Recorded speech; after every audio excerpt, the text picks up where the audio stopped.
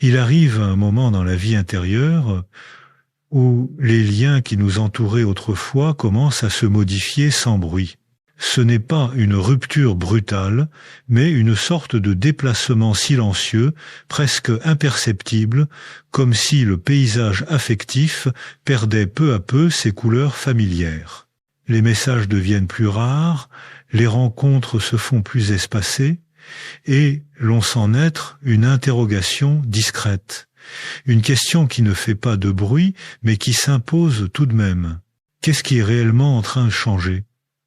L'esprit humain a tendance à interpréter ces silences comme un signe de désintérêt ou de rejet. Nous sommes façonnés par l'idée que l'absence de réponse signifie une faute de notre part, une insuffisance, quelque chose que nous aurions dû mieux comprendre. Pourtant, lorsque l'on prend un peu de distance avec ce réflexe de culpabilité, on découvre un autre mouvement, plus intime. Et c'est pas le monde qui s'est éloigné. C'est nous qui, sans nous en rendre compte, avons commencé à regarder ailleurs, à écouter d'autres besoins, à chercher un espace où notre sensibilité puisse respirer. Ce glissement intérieur se manifeste souvent lorsque l'on cesse de faire des compromis avec ce qui est superficiel. Ce n'est ni un jugement, ni une volonté de se sentir supérieur. C'est simplement le résultat naturel d'un changement de fréquence émotionnelle. Lorsqu'on ne peut plus se forcer à participer à des conversations creuses, à des rituels sociaux répétitifs, à des échanges qui tournent autour du bruit plutôt que du sens, la vie réorganise les choses à sa manière. Elle retire délicatement ce qui n'a plus d'ancrage en nous et laisse place à une nouvelle forme de présence. Ce réajustement surprend, même lorsqu'il est nécessaire. Il provoque une légère douleur, une sorte de nostalgie tranquille. Nous sommes tellement habitués à la permanence que chaque transformation paraît une perte. Pourtant, la plupart des relations que l'on garde par habitude ne reposent pas vraiment sur la profondeur, mais sur le confort de ce qui est connu. Et quand on commence à écouter ce qui se passe à l'intérieur, ces liens reposant sur la répétition plutôt que sur la sincérité se révèlent tels qu'ils sont. Des constructions fragiles qui ne peuvent traverser les changements de notre monde intérieur. Dans ces moments de recul, on découvre que les relations qui demeurent ne sont pas celles qui nous distraient, mais celles qui nous parlent. Et l'on comprend aussi que de nombreux attachements n'étaient pas là pour nourrir notre sensibilité, mais pour nous aider à ne pas sentir le vide que l'on portait en soi. Ce vide n'est pas un ennemi. Il n'est pas une menace à fuir. Il est un espace encore inexploré, une part de soi qui demande attention plutôt que compensation. Lorsque l'on cesse de remplir chaque silence par une présence extérieure, quelque chose de subtil commence à émerger. Le silence, qui paraissait autrefois inquiétant, devient un terrain d'écoute. Il permet de percevoir des nuances que le bruit social masquait depuis longtemps. On découvre que beaucoup de nos gestes, de nos paroles et même de nos relations étaient motivés non par un véritable désir de partager, mais par la peur de se retrouver face à soi-même. Et c'est souvent dans cet espace dépouillé que l'on comprend la différence profonde entre être seul et se sentir seul. Être seul peut devenir un acte de cohérence intérieure, une manière d'habiter sa vie sans chercher en permanence des témoins. Se sentir seul, en revanche, naît presque toujours d'un abandon de soi. C'est lorsque l'on confie à l'autre la tâche impossible de combler nos propres manques que l'on glisse vers une dépendance silencieuse. Cette dépendance ne se manifeste pas toujours par des mots ou des gestes évidents. Elle s'inscrit plutôt dans ces petites urgences de valider, d'être entendu, de recevoir une attention qui rassure momentanément mais ne guérit rien. Dans la pratique clinique, on observe souvent des personnes entourées de monde qui vivent pourtant une solitude bien plus profonde que celles qui habitent leur journée dans le calme. L'agitation extérieure n'est pas un remède contre le vide intérieur. Elle en est parfois le masque. Et il arrive que l'on comprenne tardivement que la quantité de liens n'a jamais été une garantie de qualité. Ce qui importe réellement, c'est la capacité à rester présent à soi lorsque le monde extérieur cesse de répondre comme on l'attendait. C'est là que commence une étape essentielle du développement affectif, celle où l'on cesse de courir après chaque source de distraction émotionnelle. Ne plus chercher compulsivement des stimulations permet de laisser remonter ce qui jusque-là était enfoui sous des couches de bruit. Cette pause n'est pas un arrêt, c'est une forme d'attention. Elle révèle ce que l'on a vraiment besoin de comprendre, ce que l'on a négligé, ce que l'on attendait des autres sans jamais se l'accorder à soi-même. Au fil de ce processus, la solitude cesse d'être ce territoire menaçant. Elle devient un lieu de passage où l'on retrouve la capacité d'interpréter son propre monde intérieur. Ce qui paraissait vide devient espace. Ce qui semblait douloureux devient compréhension.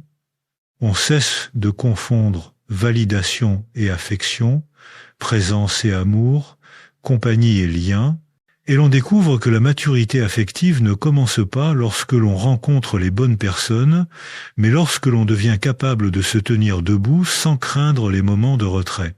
À mesure que l'on avance dans ce cheminement, une transformation silencieuse s'opère dans notre manière de nous relier aux autres.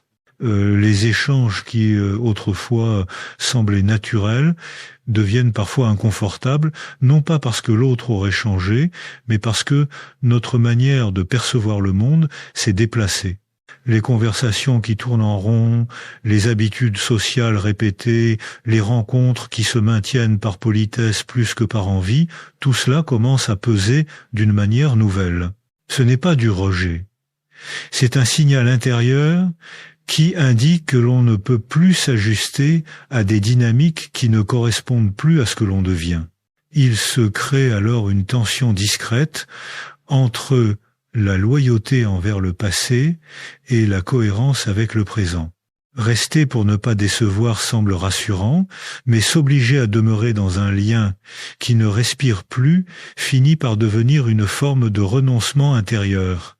Beaucoup de relations appartiennent à des versions anciennes de nous-mêmes, à des périodes où nous cherchions à être aimés avant de comprendre comment nous aimer nous-mêmes. Vouloir les maintenir coûte que coûte, par nostalgie ou par peur de blesser, ne fait qu'ajouter de la confusion affective et nourrit parfois un ressentiment silencieux. Accepter que certaines présences ne s'accordent plus avec notre vie actuelle demande un courage tranquille. Il ne s'agit pas de rompre brutalement, ni de créer du bruit inutile. Il s'agit plutôt de laisser la distance s'installer naturellement, sans manipulation, sans silence punitif. Lorsque l'on cesse de forcer une connexion, ce qui reste est la vérité du lien. Parfois cette vérité est tendre, parfois elle est vide, mais elle est sincère.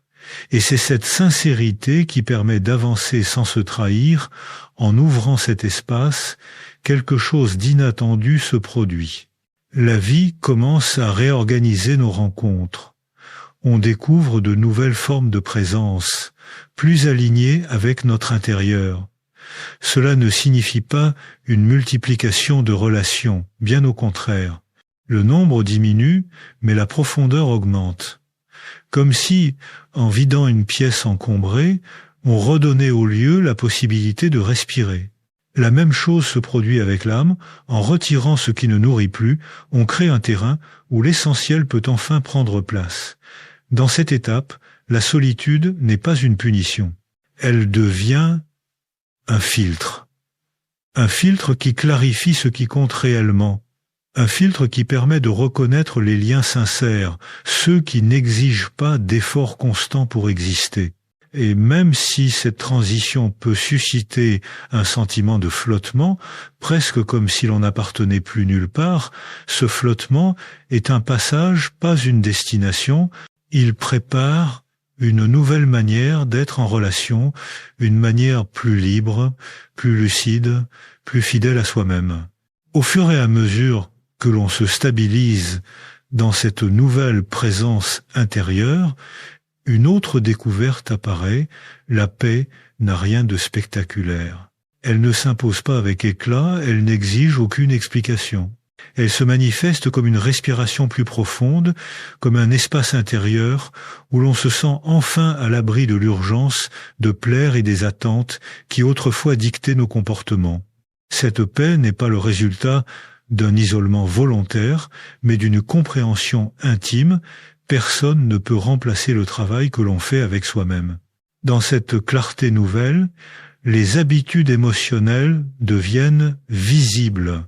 Celles où l'on confondait approbation et affection, où l'on recherchait des signes pour apaiser des insécurités anciennes, où l'on se précipitait vers des liens qui promettaient la chaleur, mais apportaient surtout du bruit. En restant avec soi sans chercher à fuir, on découvre que la présence intérieure peut devenir un soutien solide. Elle ne comble pas le manque par illusion, elle le transforme par compréhension. C'est dans ce processus que l'on apprend à ne plus revenir vers des relations qui ne dialoguent plus avec notre présent. Il arrive que la mémoire affective nous ramène vers ce qui est familier, même si cela fait souffrir. L'esprit suggère d'envoyer un message, de renouer une conversation, de raviver un lien qui n'existe plus vraiment. Mais chaque fois que l'on cède à cet appel sans sincérité, on ressent immédiatement une sorte d'ombre intérieure, comme si l'on trahissait la partie de soi qui tente d'avancer. Tenir bon face à l'envie de retourner vers l'ancien soi n'est pas un acte de froideur, mais une preuve d'intégrité émotionnelle. On apprend à supporter l'inconnu sans chercher de raccourci. L'inconnu n'est pas vide, il est une page qui se remet à disposition. Rester avec soi dans ces moments de flottement exige du temps et de la patience, mais ce sont précisément ces moments qui permettent à la structure intérieure de se reconstruire autrement. Au bout d'un certain temps, quelque chose change profondément. La solitude cesse d'être un état que l'on subit. Elle devient un espace que l'on occupe avec une forme de dignité tranquille. On peut marcher sans compagnie, réfléchir sans témoin, ressentir sans avoir à se justifier. On cesse de réclamer à l'autre ce qu'il n'a jamais été en mesure d'offrir, la certitude intérieure, la sécurité émotionnelle, la continuité que seule une présence à soi peut réellement garantir. Et à partir de là, les relations prennent une autre saveur car elles ne sont plus un refuge contre nos manques, mais une extension de ce que nous construisons en nous. Plus on avance dans cette exploration intérieure, plus la perception du monde se transforme de façon subtile mais irréversible. Des lieux, autrefois familiers, commencent à paraître étrangers, non parce qu'ils ont changé, mais parce que notre manière de les habiter n'est plus la même.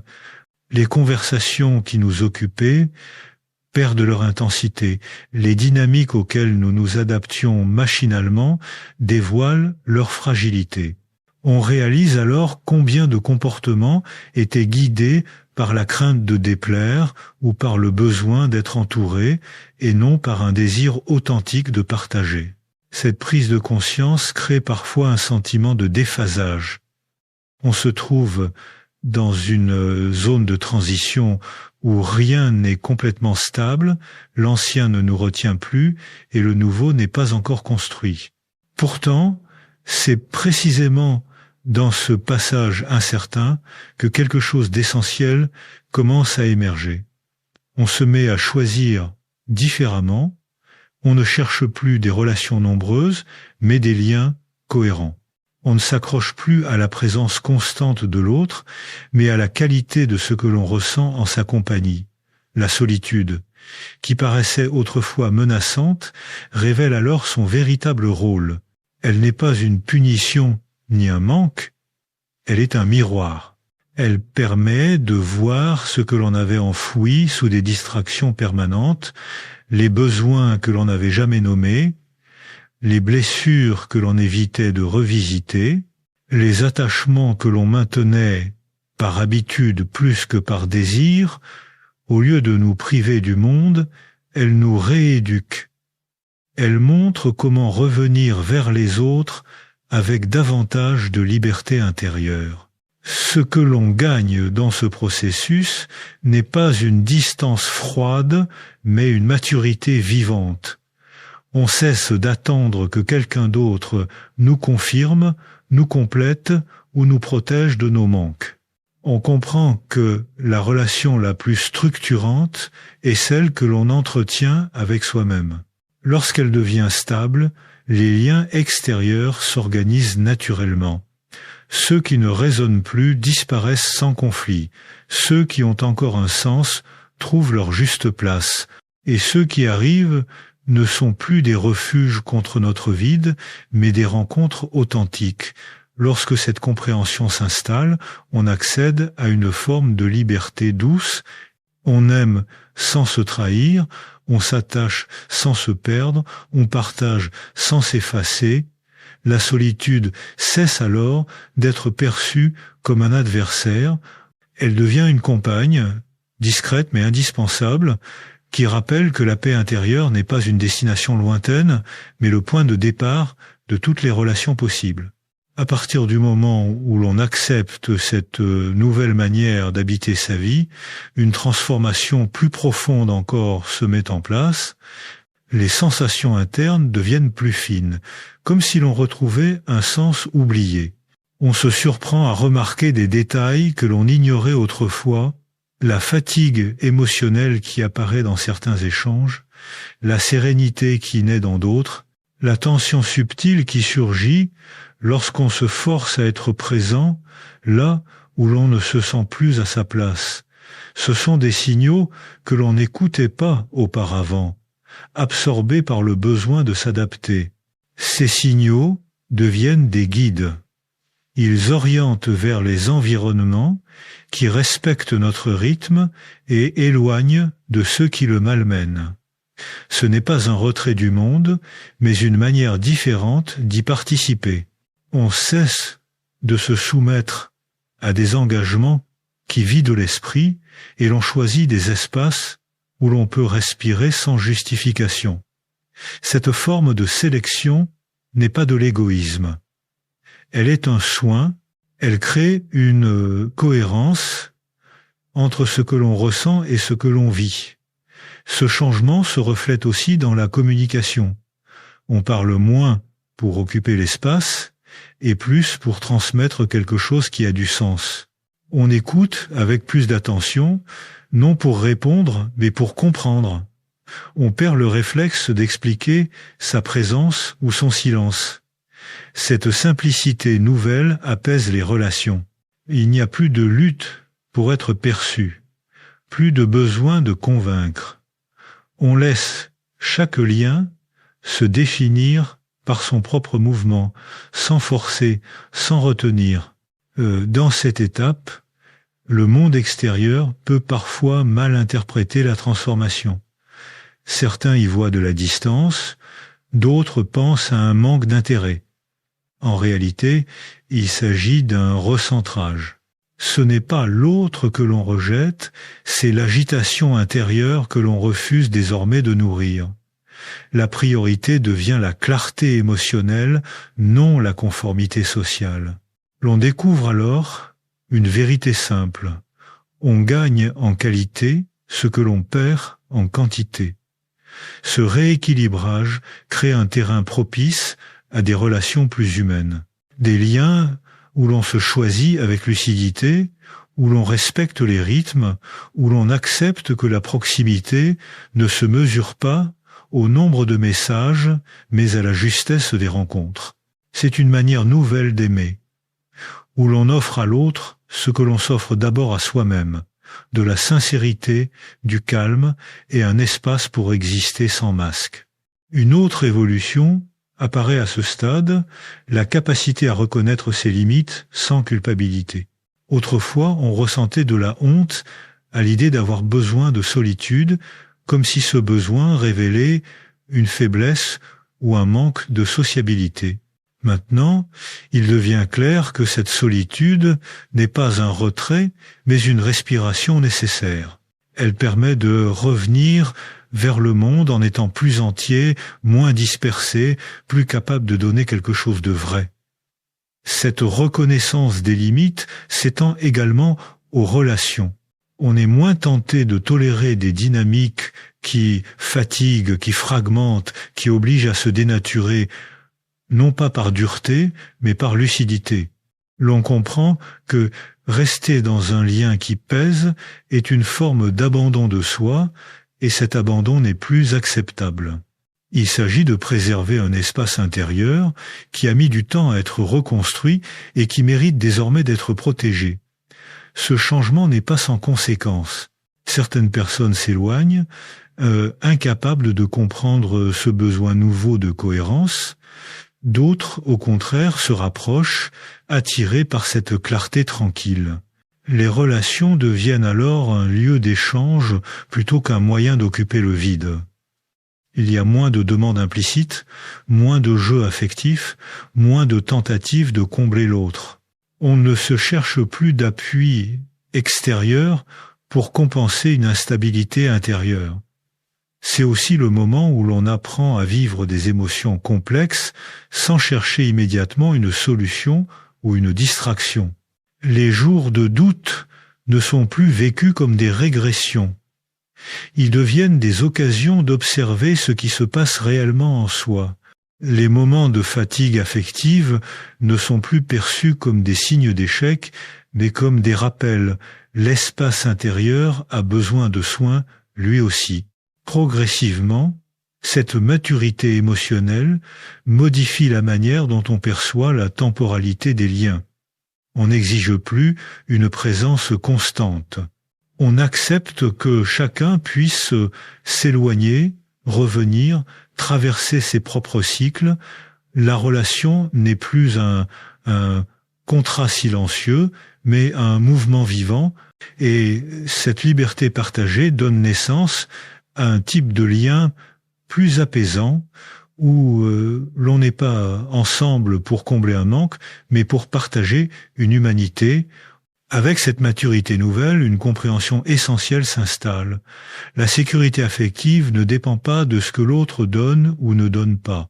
Elle repose sur notre propre capacité à nous tenir debout, à accueillir nos émotions, à réparer nos déséquilibres internes. Cela change profondément la dynamique des rencontres. On n'attend plus que l'autre apaise une peur ou confirme une valeur.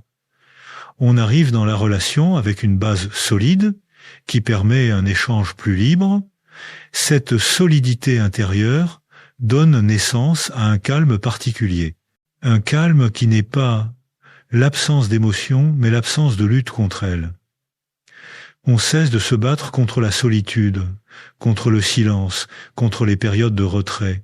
On les reconnaît comme faisant partie du rythme naturel de la vie affective. Elles ne sont plus des ennemis à fuir, mais des étapes à traverser avec douceur. Ce calme transforme aussi la manière dont on accueille les autres. On n'a plus besoin de tout comprendre, de tout contrôler, de tout interpréter. On laisse l'autre être lui-même sans vouloir le modeler pour combler nos besoins. Cette liberté accordée à l'autre est une forme de respect profond. Elle montre que l'on ne cherche plus une fusion pour éviter la séparation, mais une proximité qui puisse respirer. C'est également à cette étape que l'on réalise que certaines relations, même précieuses, ne sont pas destinées à durer. Elles peuvent avoir apporté de la lumière, de la chaleur, de la croissance, mais leur cycle arrive à son terme. L'on apprend alors à laisser partir sans ressentiment, à reconnaître que l'évolution personnelle modifie la nature des liens. Laisser partir n'est plus vécu comme une perte, mais comme un acte de fidélité envers soi-même. Et pourtant, ce détachement ne rend pas le cœur froid. Au contraire, il le rend plus sensible, plus disponible. On développe une compassion silencieuse, celle qui comprend que Chacun fait de son mieux avec son histoire. On ne cherche plus à retenir ce qui ne peut plus rester. On accueille ce qui vient, on accompagne ce qui part, et l'on se tient dans cet équilibre avec une tranquillité qui aurait été impossible autrefois. Au terme de ce long parcours intérieur, on découvre que l'existence prend une tonalité différente. La vie n'est pas devenue plus simple, mais elle est devenue plus lisible. On ne vit plus en fonction des attentes extérieures, mais en accord avec une cohérence intime qui s'est construite lentement. Cette cohérence n'est pas une certitude rigide, c'est une ouverture calme vers ce qui fait sens. Les anciennes peurs perdent leur pouvoir. La peur de décevoir, la peur d'être seul, la peur d'être oublié se dissolvent progressivement, remplacées par une confiance tranquille. Non pas la confiance que tout ira bien, mais la confiance que l'on saura se soutenir, quel que soit le contexte. Cette autonomie émotionnelle est l'un des effets les plus profonds du processus de recentrage. Elle permet d'accueillir les liens sans anxiété. On ne recherche plus des garanties. On ne demande plus à l'autre de promettre une permanence impossible. On laisse la relation suivre son mouvement naturel, avec ses flux et ses silences, ses éloignements et ses retours. Cette souplesse donne à chaque lien la possibilité d'être vrai. Dans cette nouvelle manière de vivre, quelque chose devient évident. La solitude n'était pas le but, mais un passage. Elle n'était pas là pour nous enfermer, mais pour nous éclairer. Elle nous a appris à revenir à nous, à donner une place à nos émotions, à respecter nos limites. Elle a permis de construire une présence qui n'est plus menacée par les absences ou les ruptures. Et lorsque cette présence devient stable, quelque chose s'ouvre, les rencontres prennent une profondeur nouvelle. On n'aime plus pour éviter la solitude, mais parce que l'on a quelque chose à partager. On ne s'attache plus pour être sauvé, mais pour accompagner et être accompagné.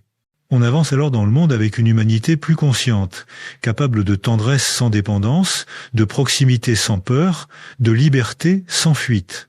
Et c'est peut être cela la transformation la plus précieuse.